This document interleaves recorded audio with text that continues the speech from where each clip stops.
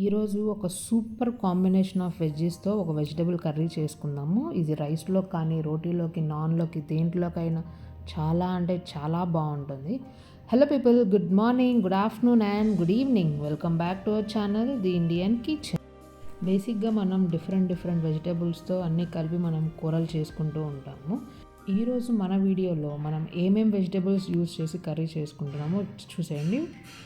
పొడవుగా కట్ చేసుకున్న 2 ఉల్లిపాయలు, 2 టొమాటోలు, కట్ చేసుకున్న క్యారెట్, క్యాప్సికమ్, 2 ఉల్లగడ్డలు అండ్ 3-4 పచ్చిమిర్చి. ఫస్ట్ పొయ్యి మీద ఒక ప్యాన్ పెట్టేసుకొని 1 tablespoon oil and 1 tablespoon ghee వేసేసుకొని వేడయ్యాక తిరగమాత వేసేసుకుందాము. ఎండుమిర్చి, దంచుకున్న వెల్లుల్లిపాయలు, కరివేపాకు వేసేసుకొని కరివేపాకు చిటపటలాడినాక మనం ఆల్రెడీ కట్ చేసి పెట్టుకున్న పచ్చిమిర్చి అండ్ ఉల్లిపాయలు వేసేసుకొని ఉల్లిపాయల్ని ఫ్రై చేసుకుందాము. ఉల్లిపాయలు ఫాస్ట్గా ఫ్రై అవ్వడానికి కొంచెం ఉప్పు వేస్తున్నాను నేను.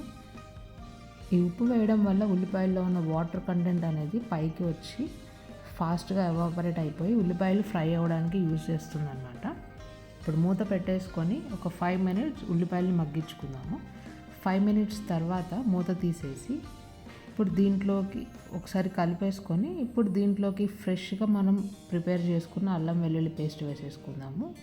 1.5 టేబుల్ స్పూన్ అల్లం వెల్లుల్లి పేస్ట్ వేసేసుకొని ఇది కూడా బాగా కలిపేసుకొని అల్లం పేస్ట్ పచ్చివాసన పోయేదాకా ఫ్రై చేసుకోవాలి.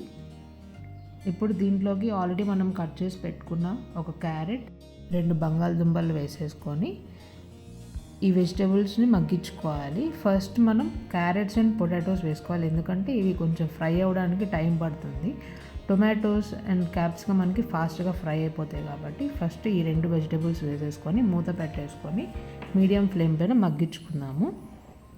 ఇవి ఒక 60% ఫ్రై అయిన తర్వాత ఒకసారి కలిపేసుకొని ఇప్పుడు దీంట్లోకి మనం కట్ చేసి పెట్టుకున్న టొమాటోస్ అండ్ క్యాప్సికమ్ వేసేసుకుందాము. ఇవి లాస్ట్లో వేసుకోవడం వల్ల మనకి క్యాప్సికమ్ అనేది కొంచెం తినేటప్పుడు నోట్లో క్రంచీగా తగులుతూ ఉంటుంది. ఇప్పుడు ఈ 2 వేసేసుకొని ఒకసారి కలిపేసుకొని మళ్ళీ మూత పెట్టేసుకొని టొమాటోస్ మెత్తబడేదాకా ఉడికించుకోవాలి.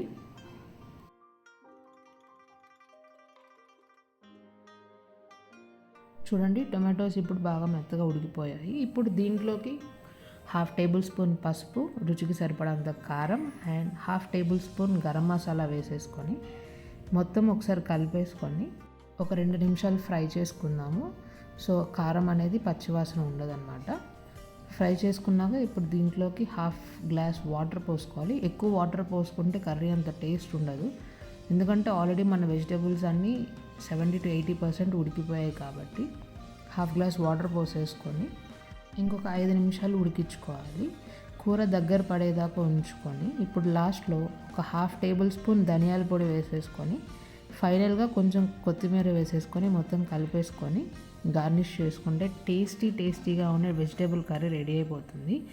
అది నాన్తో కానీ, రోటీతో కానీ, వేడిగా రైస్తో, పులావ్తో కూడా చాలా బాగుంటుంది. మీరు కూడా తప్పకుండా ట్రై చేయాల్సిన రెసిపీ ఇది. మీకు కానీ నా వీడియోస్ నచ్చితే తప్పకుండా లైక్ చేయండి, షేర్ చేయండి, సబ్స్క్రైబ్ చేసుకోవడం మాత్రం మర్చిపోవద్దు. Thank you so much for watching.